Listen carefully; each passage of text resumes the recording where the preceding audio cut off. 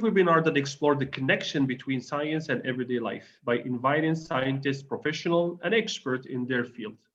My name is Professor Amin Zanjari, and I'm going to be your host along with Dr. Saif Al-Alwani.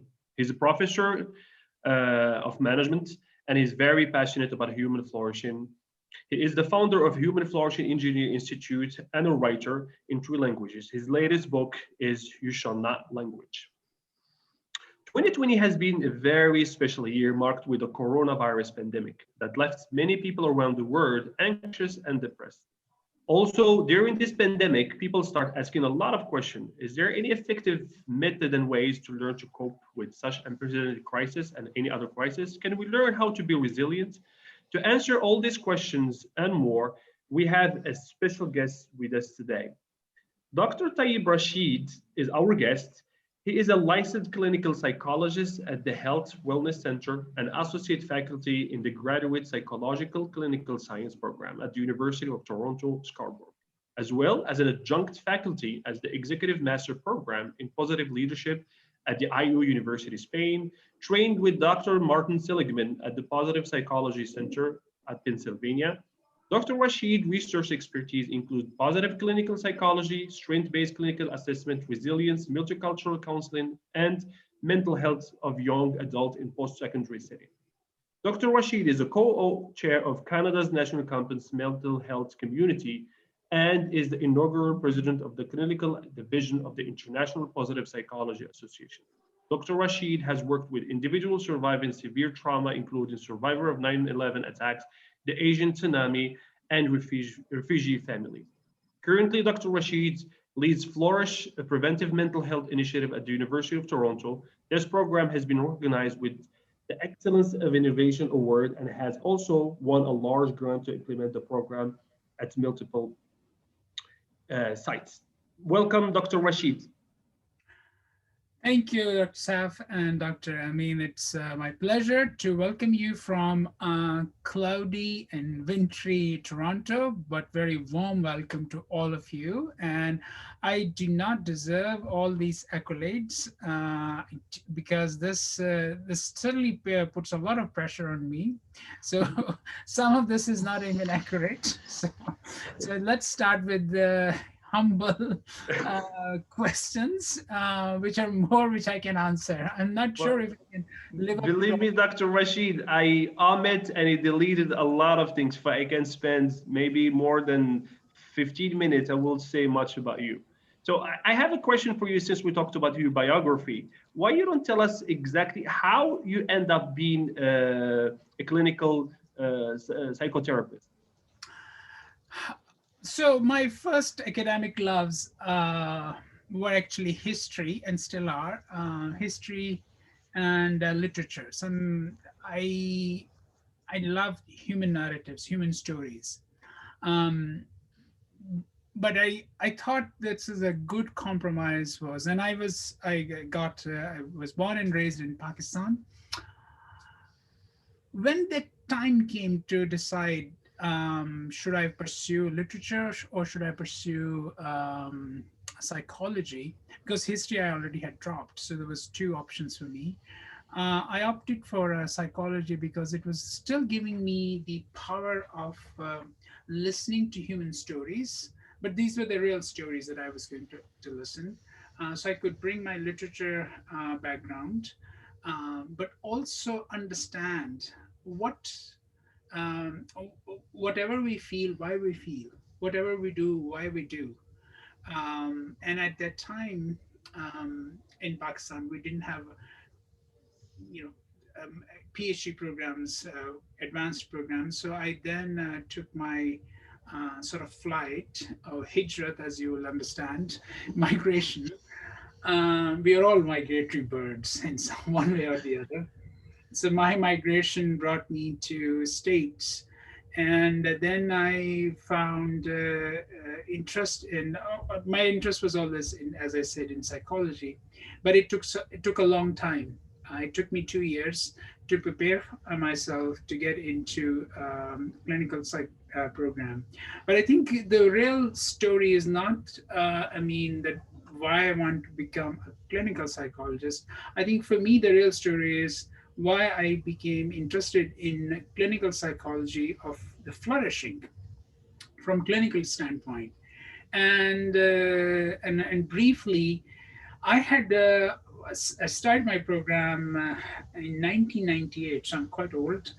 And in the first fall of my program, I lost both of my parents due to natural death. Within 18 days, I became clinically depressed, and I couldn't. And in order to heal my own grief, all I could find is the deficit models. And I veered towards yoga. I learned some yoga. And then an incident happened, which I won't repeat here. You can find elsewhere. I have described that. That incident was asking people, especially people in vulnerable conditions, what are they good at? We have developed a psychology, we have developed social psychology, we have developed numerous social sciences. What is wrong with people? What is wrong with objects? What is wrong with systems? I think we need to rephrase the question, what is also right with them, without losing the punch and the power and the potency of the wrong, because the wrong teaches us. But I think if the wrong is important, giving weight to the right is also important. So to sum up my question is that I'm interested in clinical psychology. I might have left clinical psychology. I became clinical psychologist because when I am working with clients, I do not see them as a product, as a combination of deficits, injuries. They are not uh, products of genetic accidents. Oh, my father had depression, my mother had anxiety, so I'm doomed to that. I see them in a more holistic way. I try to see them, and this is as much as I'm able to work with that yin and yang, positive and negative. They also give me that energy and power, and that makes my life, my profession more appealing. And that's why I'm still in my profession so far. Is that why we refer to positive psychotherapy, Mr. Rashid? If we could explain this to non-professional, what it could be as a definition? So I started my doctoral program at Fairleigh Dickinson University in New Jersey, and I thought I would like to become a psychoanalyst, which I did not get into the New York Psychoanalytical Institute, which is a very prestigious institute. And I was a little bit depressed. That's the same year my parents died. And then I applied to a counseling center internship. Then someone at that center left January 2000 issue of American Psychologist in my mailbox.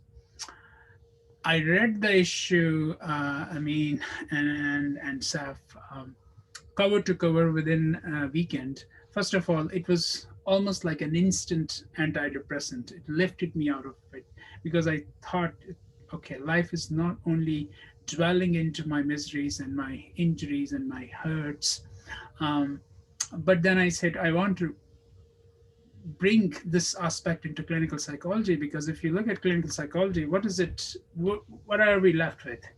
DSM 1, 2, 3, 4, 5, right?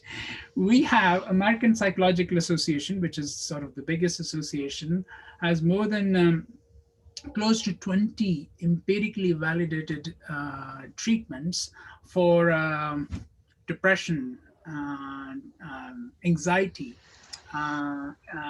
trauma, and whatnot. Where are the treatments or where are the interventions which boost our well-being? So then I was able to fortunately move to University of Pennsylvania for my clinical training. And and at that time, positive psychology was coming into its flourishing. And my supervisor, Marty Seligman, said to me, I was working in a counseling center at the University of Pennsylvania. So TAYYAB, why don't you, it's a very heavy voice, why don't you try some of these interventions on clinical populations. And I was not sure I did. And in order to give this as a clinical protocol, we have to give it a name. So we couldn't find any other name than positive psychotherapy, because it sounded a bit sexier, a bit cheesy. I wish if you, ask me to rename it, I would not call it positive psychotherapy, because by positive psychology, all my wonderful listeners, I do not mean the rest of psychotherapies are negative psychotherapies.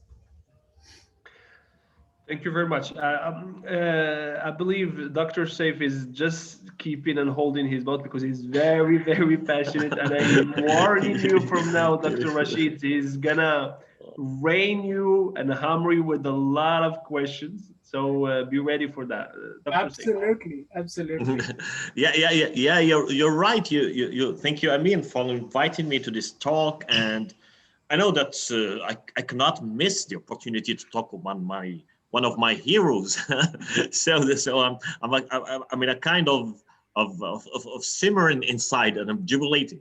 So Dr. Rashid has always inspired me with his witty sense of asking powerful questions, even when a gun is put on his rib.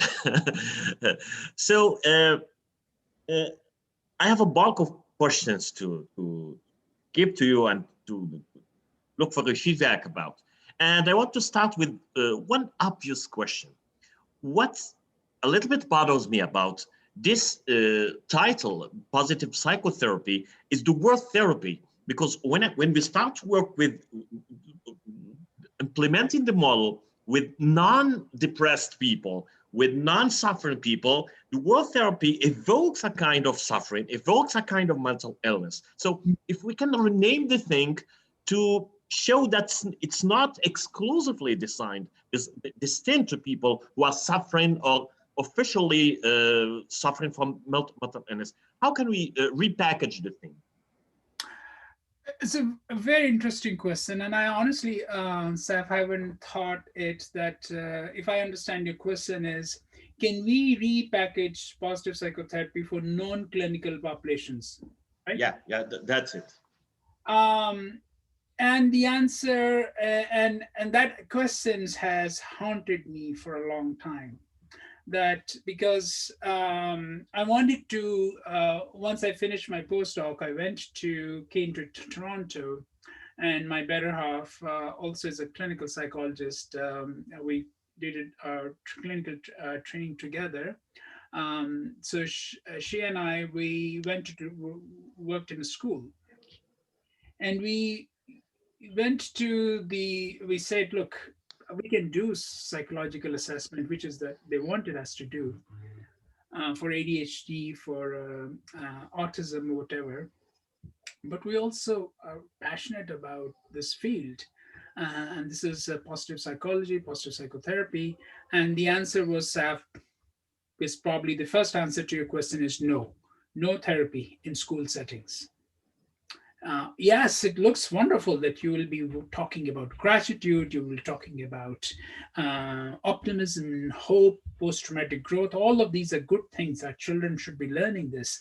But the word therapy has this connotation, which goes back to my first answer, that psychology has this long-standing heritage of it has its awkward romance with dysfunction, with dysphoria, with deficits. And why is that? So we also need to understand. So before I answer what I did, I think let me also explain why is that. So let's three of us in our audience do a thought experiment. We're going through a COVID-19 all over the world, and it has upended our world. The world that we knew before March 2020, we'd probably not know again. You pick any 10 stories from your favorite media outlets, social media, digital media. How many of them are going to be positive? Very little, very few. Right? You speak with your colleague who tell you, Dr. Saf, that your last lecture was so inspirational that I have decided to change my life upside down. I couldn't sleep and I made so many changes. You're just the right kind. Your words, the eloquence you delivered were absolutely wonderful. And you're very happy. The moment this colleague or student is going to leave. But let me tell you, the one point that you said, that didn't really jive with me. That didn't settle with me.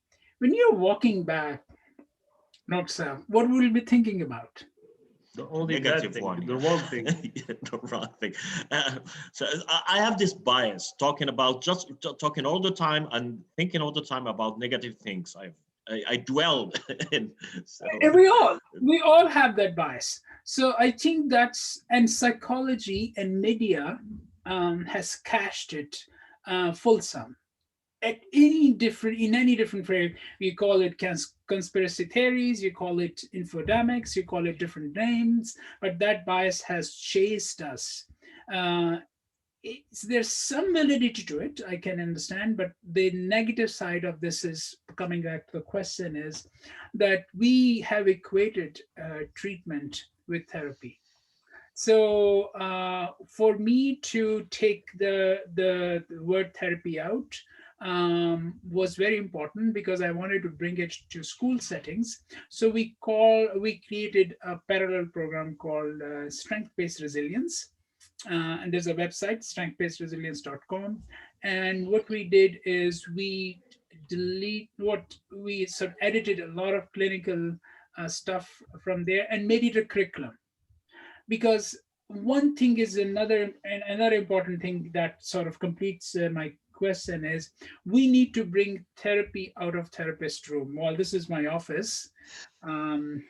But we need to bring the therapy out of this room to people and give them lots of therapeutic avenues, a lot of therapeutic paths that can be informed from therapy, but they not necessarily are called therapy. Because when we use the word therapy, our Eastern and Islamic culture and societies, they equate therapy with what? Illness. Sick. Something wrong with you. Yes. Something wrong with you. Yeah. Okay, let me. I'm glad to hear. Glad to hear that, because what we are doing here in Morocco is trying to craft a kind of program when we tap on positive psychology to come up with what we call the engineering of authentic happiness. So it's a kind of editing what the therapeutic evidence-based results and findings in order to work with non-suffering people and infuse this culture of flourishing among people. I'm happy to see that we're aligned on this again. Let me tap on your ability to ask the right questions and ask you if you can stare to this pandemic in the eyes and ask it, what are you good at? What would be the answer, Mr. Rashid? Well, pandemic has tested my abilities as it has done of the entire world, and I don't know if I have good answers or good questions. But let me give you a couple of illustrations, I think, which don't directly and perfectly or even moderately answer your question, but I'm going to attempt. First of all, it's human.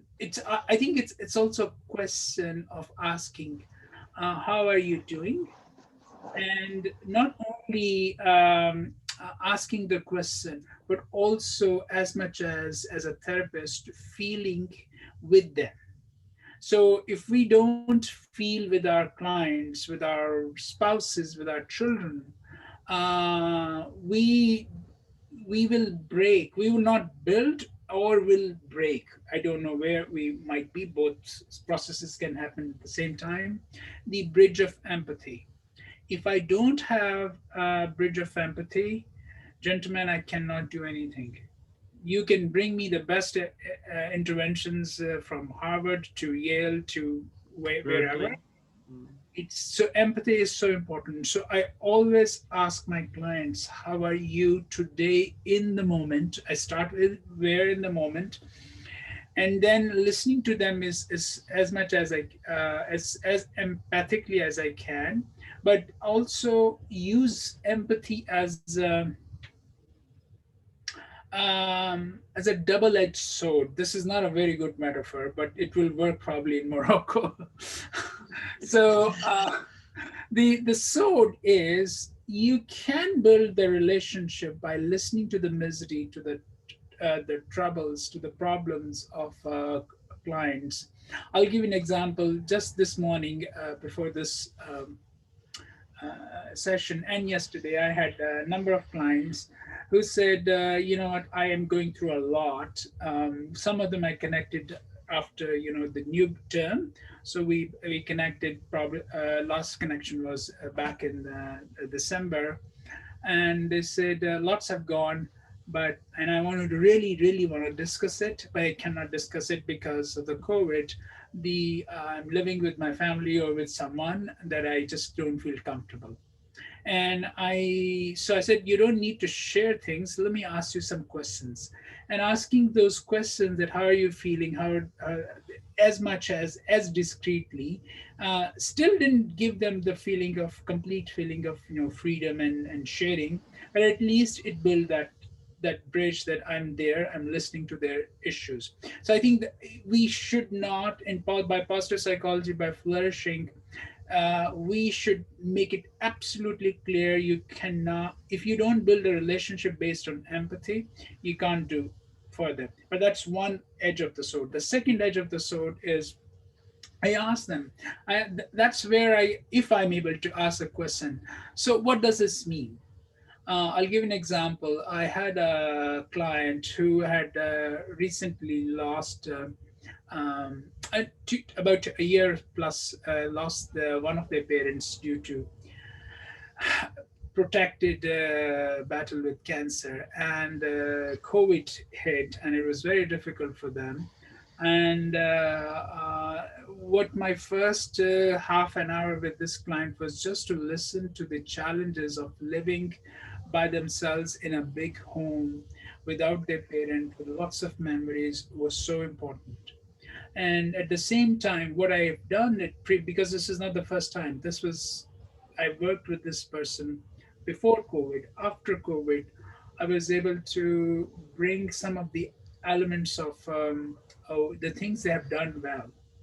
And initially they did not believe, but if you ask their life small little things and then ask them to reinterpret, that builds the sequence of questions. That's the second edge of the sword. Is, for example, we had a long session. Student, the client was very upset, distressed, and the question that I posed towards the end was, and they were adamant that things could have been better.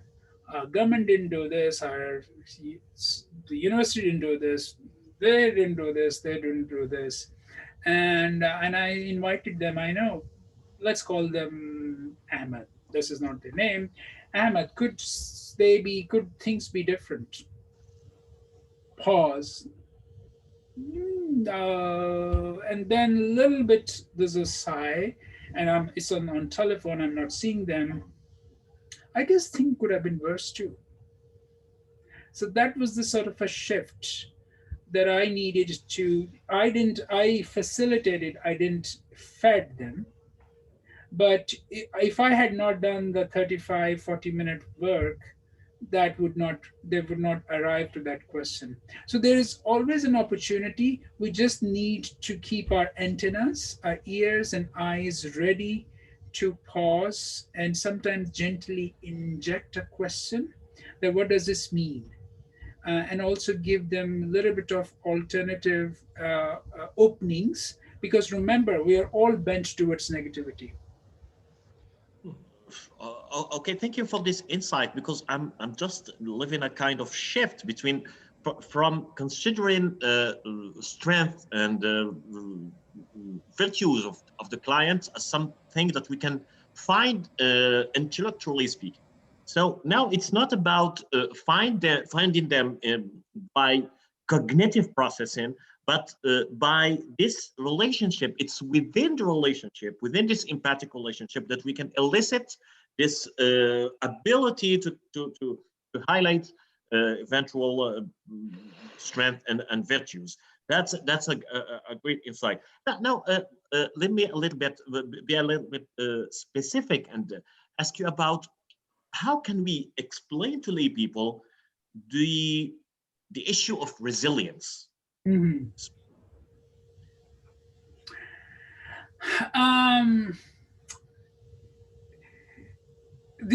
I go to the narrative. I want to understand the narrative of my clients.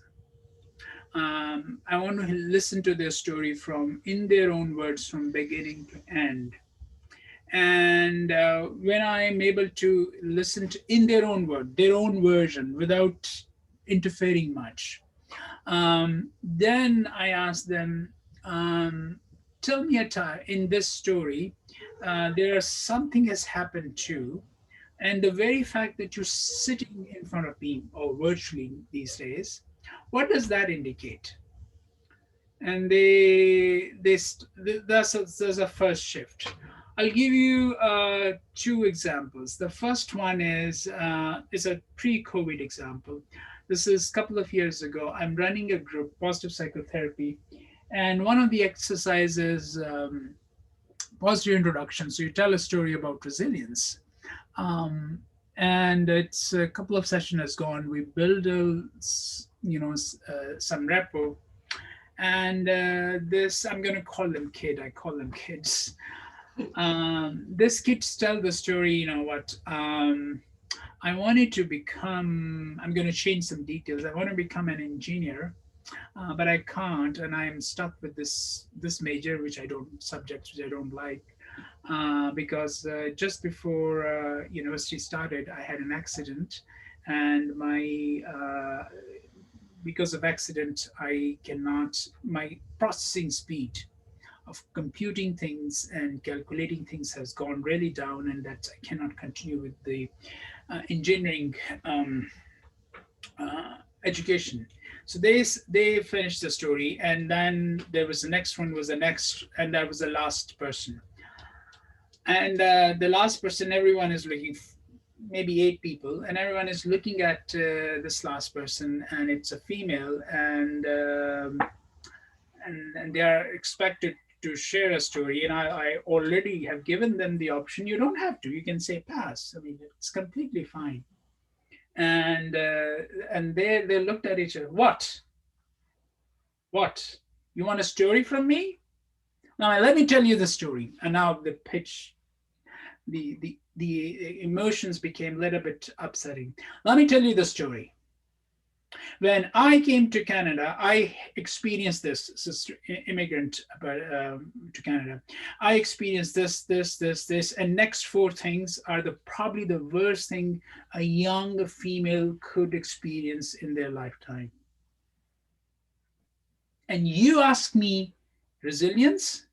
Where the hell I would bring the resilience? I literally, I thought I made a faux pas. I should not have done this exercise. This is a very high clinical group, and I am actually now seeing what kind of control damage I have to do. And I am frozen. And I looked, before I could muster up my courage and say anything, I looked at the student, and the person who had just gone before the student, he asked her, "Why are you sitting here?" She said, "That's my only hope. That is my only hope." And with that, streams of tears came. And I think that was such a therapeutic moment that basically they said, I yes, all of these awful things have happened in my life, but I still want to change. Now I have permission to share the story. Now that is fast forward 5 or 6 years. I often request my director, could I go and attend the convocation? You're working in a university. And so when the commencement happened, we are a large university. Our students are lined up very, very meticulously. They have just to come with just enough time to walk to the stage, shake hand with our president, and take the degree and leave. And it's a choreographed sort of a routine. The moment this student stepped on the floor, I can remember 6 people, including myself, without any prep, spontaneously we stood up and we started clapping. And they had to, and they were and she was crying, and she came to and shook hand us, hugged us, because between that period and that period, the when she told the story and the convocation, despite many challenges, that hope, I took the word hope and ran with it. Throughout those years, I was a therapist, group, individuals, crisis, all of those things. And I ran with it and I said, we are not going to lose the hope, but not hope. We have to translate the hope into very concrete actions as well. So that's for me, this is the resilience. We all have it. We need sometimes our environment, of course, our inner, to elicit it, to give a word hope, and then to distill it into practical actions. And I think that's what I try. Half the time I'm successful, half the time I fail, or I'm not successful, or maybe I don't see the success. Dr. Rashid, that brought me to something very important when you mentioned at your conclusion of to answer Dr. Saif's question, which is, are there some people born resilient more than others? Or I feel like in your question when you said half I'm not successful, like some people they are ready to be resilient, and some others they have maybe deficit of resilience and they need some push or a pull. So what do you think of that? Very interesting question. There's an ongoing debate in resilience literature that is it innate or natural, nature, dilemma. Nature. First of all, resilience is not one thing. Resilience is many things. It's unfortunately it has become a wastebasket term, meaning some people put a lot of things in this term: resilience, this, optimism, hope, social support, spirituality, problem solving, all are the good things. So first, in order to scientifically answer your question, we need to understand that this is a multidimensional construct.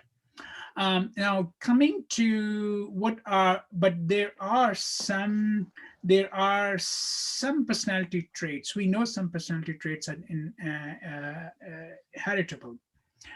Why we know that? Because we have some folks experience terrible life circumstances in the beginning, and still they rose up and they are able to withstand them, and they reach great heights. So I mean, on top of my list is Nelson Mandela. Yeah, absolutely. Very difficult circumstances, still is able to come up. Let's take Oprah Winfrey. If you look at Oprah Winfrey's, I'm giving popular examples so your audience can understand it. Abraham Lincoln and Walt Disney. These all had terrible, very difficult childhoods. still there was something in it. So I don't think so we have good scientific answers what it is. The closest that we can come is twin studies done out of Italy about a decade ago, where said not one, but it's a set of genes they were able to do some genetic sequencing that came with some cluster of attributes. One of them was optimism. They still didn't call it as resilience. One of them was optimism. One was perseverance, grittiness. So to sum up my my very inadequate answer to your wonderful question is there is some underpinning, genetic underpinning, but there's also a lot in the environment. That's why everyone, three of us and everyone who's listening, there's a hope for us that no matter how difficult circumstances are, there's something. I never say you can do everything, because that'll be unrealistic, Pollyannish. No, there's something you can do about it, and let's see what we can do about it. Okay, thank you. Behind every research, there is a me-search. So I want to submit a case of mine. Talking about optimism, I'm going to latch on this question and qualify myself as someone who is basically pessimistic. So I'm a kind of drama creator every time. And I think about culture. Is there any evidence that shows that it's a cultural question, that there is some cultures who are basically conditioning people to be more resilient than others? So again, it depends on the socioeconomic circumstances. So it depends the baseline. So I grew up in Pakistan. I come from average middle class family, and if you put all the independent variables on this side of equation and predict my resilience, if you put them when I was 8, 9, 10-year-old, there'll be the odds of for me being speaking with you would be very, very, very low, right? So I think what culture does is culture sets the baseline. So if the baseline is that it's very, very harsh, so you can see the sub-Saharan and some parts of the world where the poverty level is so high that the survival is if you survive, that is a success. So I think where of course, you can still see the resilience there. Then the well-being level is expecting that people will be resilient and their well-being will be high would be, I think, insensitivity for us. Okay. Now back to your question, what role culture plays? Of course, culture. We are cultural being. There is nothing.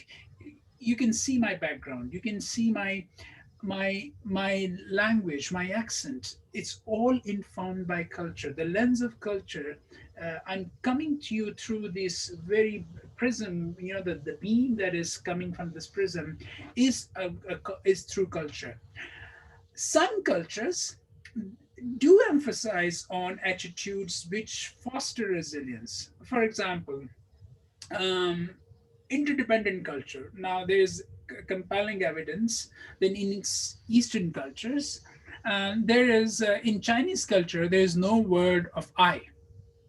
Traditional Chinese cultures. I'm not talking about contemporary cultures because we are confusing the world.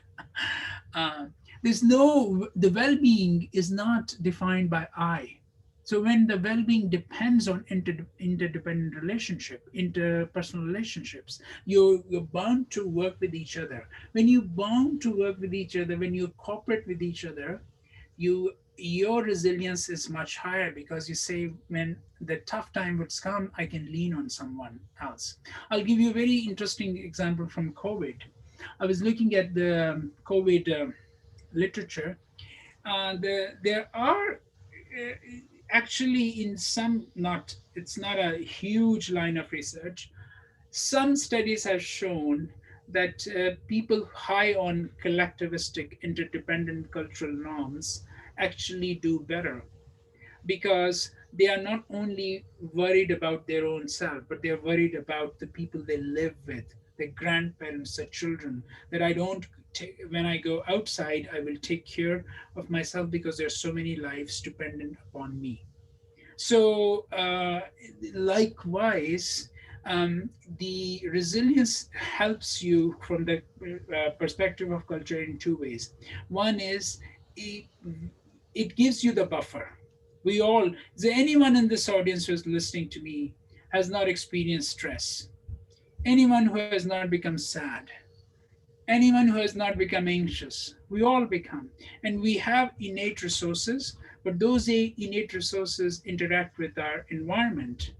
And the environment is shaped by culture. So bottom line is, the more individualistic cultures, doesn't matter it's west or east, doesn't matter. More individualistic culture, the needle of resilience will be impacted. That's a little bit of value statement, I'm sorry. Thank you. Yes, I know. I mean, I'm raining in your parade, but I have nothing to do about it. Okay, let's I was warning Rashid, and I was warning myself before that. Yeah, I'm very intrusive, but it's my day. Yeah, it's like bringing a child in a zoo.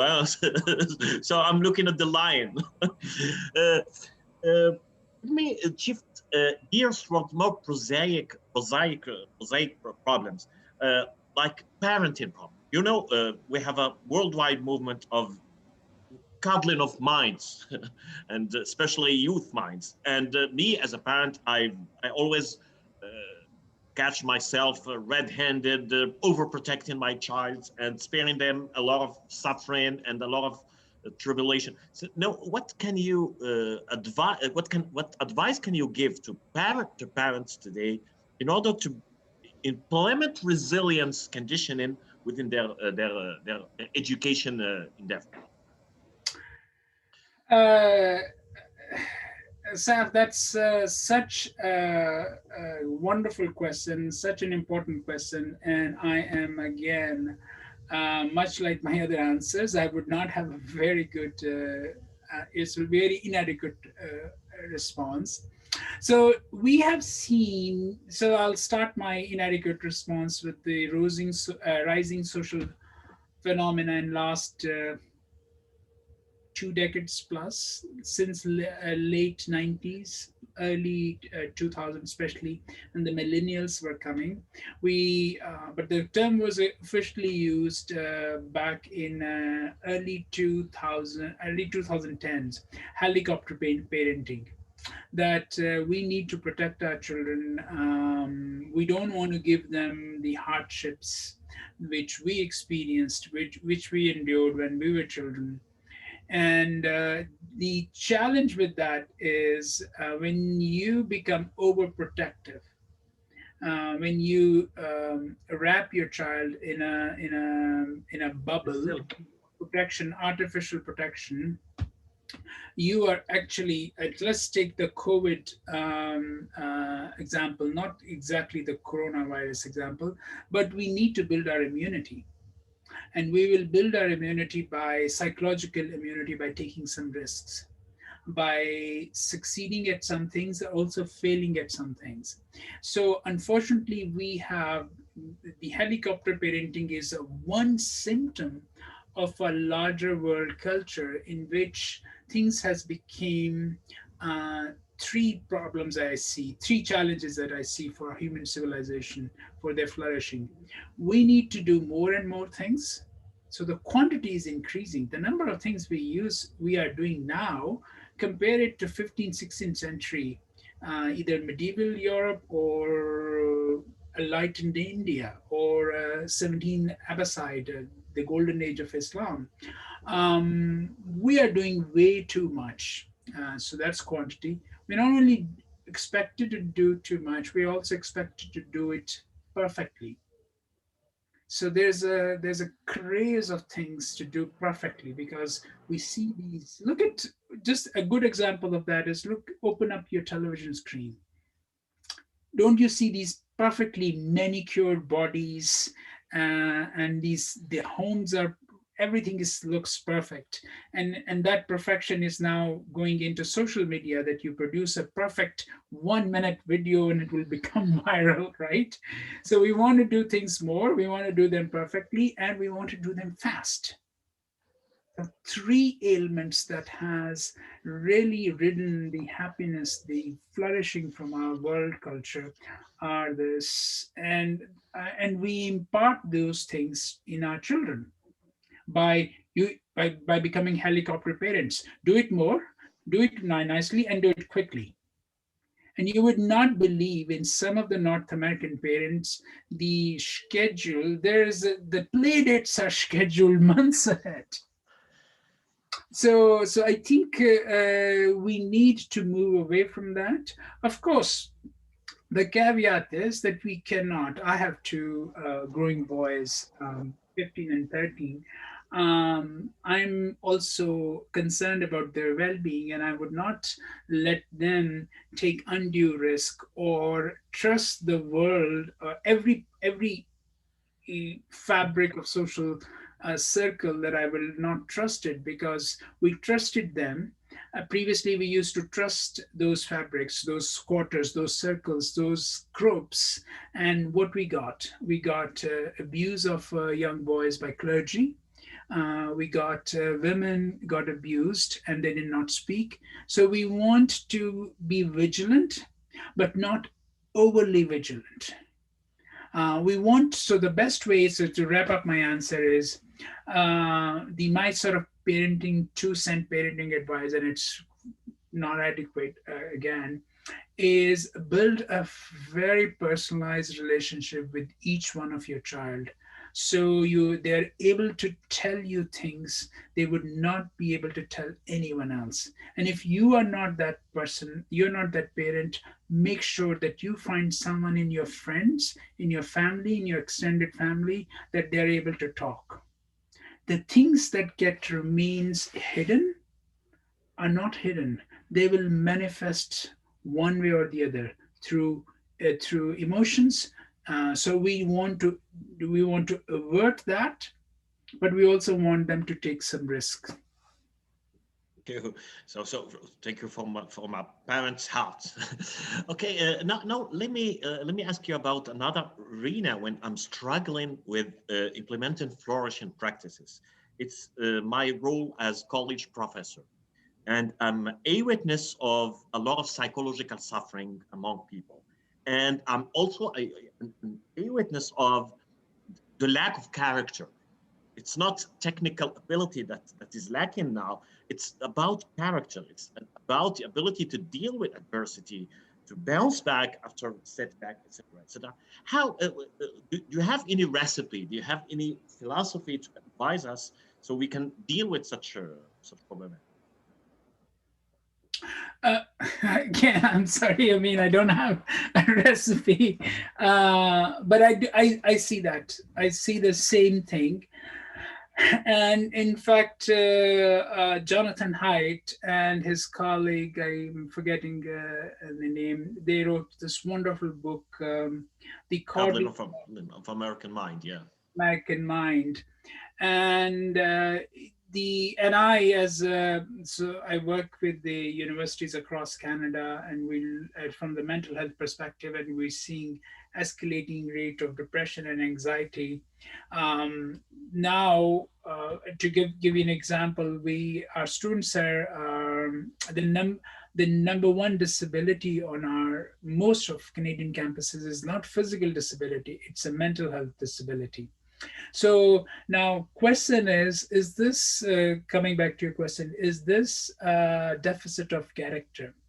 Uh, if we will say that, Saf, I think the problem would be that it will become a value laden statement. The Yeah. character is something which is, is these character traits are informed by Islamic perspective or by Jewish perspective or by Catholic or Hindu perspective.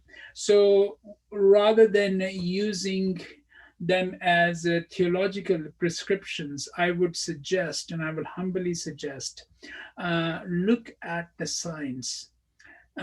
What is, when we teach our children and our adolescents and our young people in universities the value of gratitude, what's the impact on their sleep? The number one issue, Saf and Amin, if you give me a magic wand, if I could fix the sleep of my client, I believe sleep and physical activity. And these are not psychological issues. And these are also, good thing is, these are not value-laden issues. These are biological facts. So I think, but in order to cultivate those biological facts, in order to sleep, in order to improve the quality of sleep, I need to improve their ability of self-regulation. In order for them to do exercise, I need to make sure that they are zestful, there's enthusiasm in them, or there's hope. So rather than presenting them as prescriptions, my struggle and still ongoing struggle is to present these character traits as scientifically malleable, modifiable, changeable constructs. So, and I make this argument that much like if you think depression is treatable, and which is a good thing, right? If depression is treatable, it's the needle can go up and down, so is hope. So why don't we also work in increasing the hope? And there are some very good interventions, decent, I would say, decent interventions of hope. If people have lots of grudges, and those are consuming their interpersonal relationship, our young people, sometimes they don't get enough likes on the Instagrams and they are just simmering with, all of those things are happening, lots of things happening on social media. So if we can also teach them savoring, if we also teach them cooperation, so from instead of, yes, grudges are a innate human ability, character trait or attribute. So if the grudge is a natural attribute, so is gratitude. If competition, and we are becoming a very competitive society, is a natural attribute, so is collaboration. Mm-hmm. If isolation is an attribute, so is attachment. So again, let's go back to my first question that you asked me. If I had not, so my almost, I can say, lifelong journey is how can we put the isolation and attachment and make it more measurable, testable, and increase it in our young people? How can, when they are suffering, how can we increase, when they're suffering and they are hopeless, how can we increase the hope and gratitude? When they are down in depression, and trust me, and I work with tons of young depressive adults, how can we increase the zest, the connection? How can we increase those connections? So those are possible. I will conclude my answer with this: is we need flourishing centers like you, so we can do research and present to the world. Look, we are not being prophets here. We are not that good, but we are good, careful scientists who have worked on human behavior, and we can tweak some of the things which down the line, if we don't treat them now, the cost of these things to the society would be, by one estimate is, you invest $1 in prevention, you save $7 down by year 4. Yeah, that's good vibes. Now, this is my last question, Amin. I know. I'm holding my tongue. Next time we're gonna kick you out of this. I'm gonna kick you out. This That's it. My last question is very specific because I had the chance to discover 14 sessions procedure prepared by Dr. Rashid, and since I'm interacting with the author, so I want to listen to things from the horse's mouth. So, is there any precautions you're recommending about the use of such 14 sessions with non-suffering people? Because we are not equipped as therapists, so we're working essentially with normal people looking for more flourishing. Good. Again, your questions are very well informed, and I'm great someone has even looked at the 14 session model. The manual is a 14 session, is a clinical manual. It's for clinicians, those who are trained in mental health field, social workers, psychologists, psychiatrists, and whatnot. Nonetheless, we recognize that this is a number of themes: hope, optimism, post-traumatic growth, strengths we did not invent them. They have existed from times immemorial. So how can we still make them discernible or make them available for public? So there's a workbook, and the workbook, you don't need any clinical training. If you want to get the benefit of those 14 sessions, you can just buy the workbook, and like a self-help book, you can follow through those.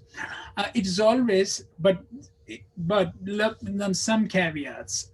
As a clinician, it is my utmost responsibility to say, if you are suffering from something which need professional treatment, don't take it as a substitute. But coming back to your question again is, if those who are non-clinical, you can just get the workbook, which is, I have it right here, which is much thinner, but it has all those sessions. Plus it has lots of good suggestions towards the appendix. Is about 50-60 pages, suggestions how you can use your strengths in a therapeutic ways, not therapy, but therapeutic ways to improve your well-being. Thank you. I'm done. I'm Well, very grateful. I'm full, overflowing with gratitude and gladly joy. You're done. So it was to the point I'm gonna kick you out, or we're gonna turn your camera off and your mic.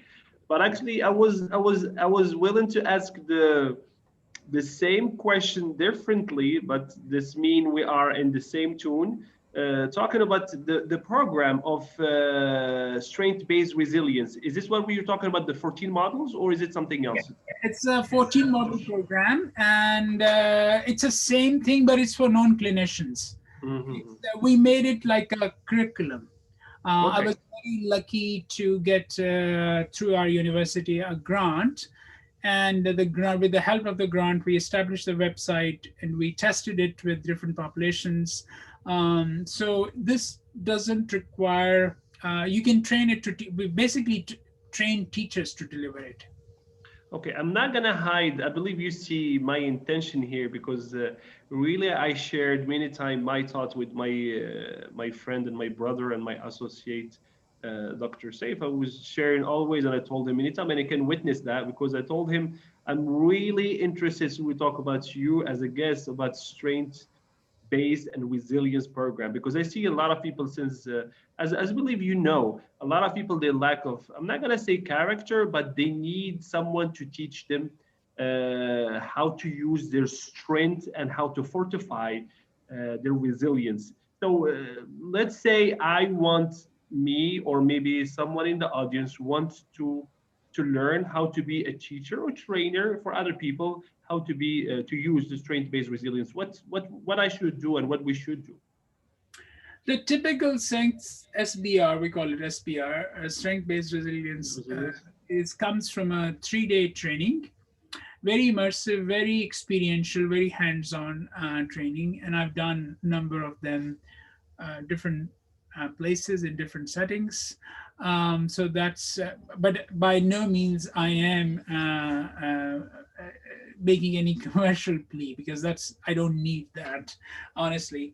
The good thing is the book, as a practitioner manual, will be published hopefully by the middle of this year, 2021. It was supposed to be published last year, but of course, last year was last year.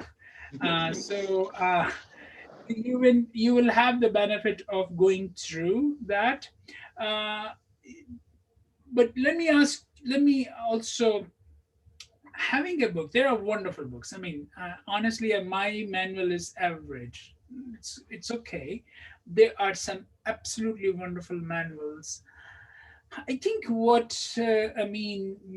last thought on this is, there's something which we cannot substitute, and that is human touch. For example, if I would just deliver this by writing, it will be lifeless probably. Well, it may carry some things, but now people, you can see me, you can see the intonation, you can see hopefully my commitment, my passion about this. So when you go in the training, you create, the facilitator and the trainees together create an experience which is immersive, and for some people it is transformative. And then you can follow up with more intellectual, backup as a book or manual.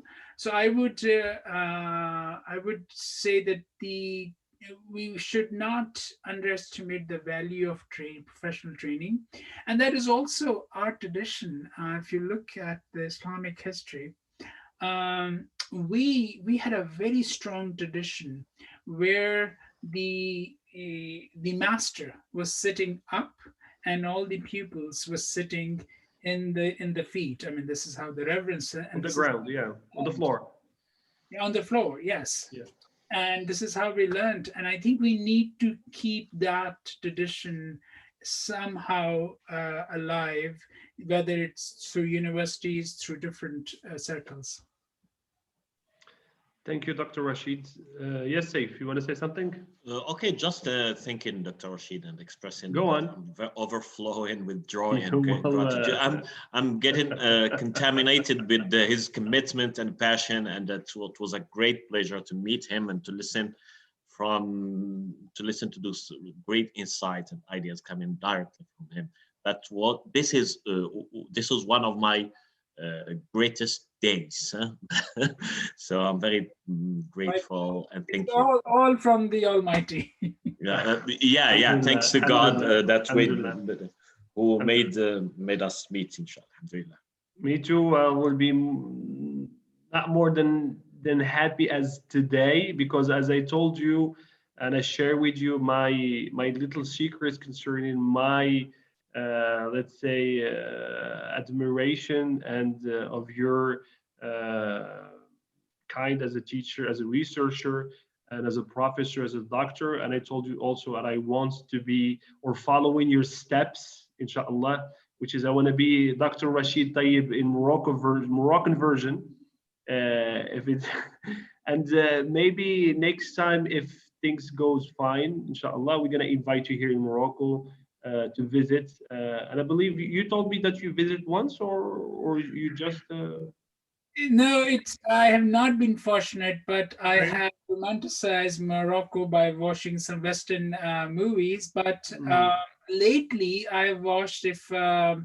I was watching Sami Yusuf's concert, which he gave, I believe, in Morocco, and there's a piece where a Moroccan artist comes, and the rendition of, I think it's Farisha something, is absolute. When I need my resilience to be renewed, that rendition from a Moroccan artist gives me that, and I've listened to a lot. So thank you for your. And it'll be my pleasure to come. You have to accept our invitation, inshallah, next time. There will be no excuses. You and your wife will be more than welcome to come to visit us, and we'll show you real Morocco and the heritage of Moroccan, and we going to boost your resilience more. That goes for a century, inshallah. Inshallah. I don't know if you want to stay. I have one question for someone. The person says, does OCD can be cured by therapy? Yes, there are some good evidence-based protocols which have shown, and there are a number of them. The one I'm familiar is by Edna Foa from University of Pennsylvania, and her lab has done some wonderful work on response prevention. It's a cognitive behavior model, and it is curable by therapy. But oftentimes, when someone say I have OCD, I'm also looking at the person as a whole. What are the other life circumstances? If it's springing from anxiety, how can we also bring relaxation? So when I'm working with the anxiety/OCD, I'm also trying to infuse some states of savoring, some states of relaxation, but make no mistake, the first line of treatment is evidence-based protocols such as Edna Foa's, because foster psychology is not far advanced to have a direct impact on these clinical conditions. Well, thank you for the answer. I believe it was straightforward answer for the question. Thank you very much, Dr. Rashid. And really, I'm going to bother you lately a lot. I'm just going to call you on private without Saif, because Saif is just going to take all the time. He's very opportunistic guy. So I'm just going to warn you from now. So I'm going to contact you for more advices and counseling if you want to concern in my future path, which is developing or be a specialist here in Morocco concerning the strength-based resilience. Thank you very much, sir. You were very kind. We took a lot from your time. Thank you again. We were very honored for giving us this opportunity for this kickoff of the first Flourish series talk. Thank you, audience, for your presence. Thank you for your question, Dr. Saif. Thank you very much for your presence and for your very insightful questions. Have a good day and see you another time, Dr. Rashid. Hopefully. Thank you so much. Thank you so much, Thank Amin. you. Thank you. Bye-bye. Assalamu alaikum. Salam wa rahmatullah.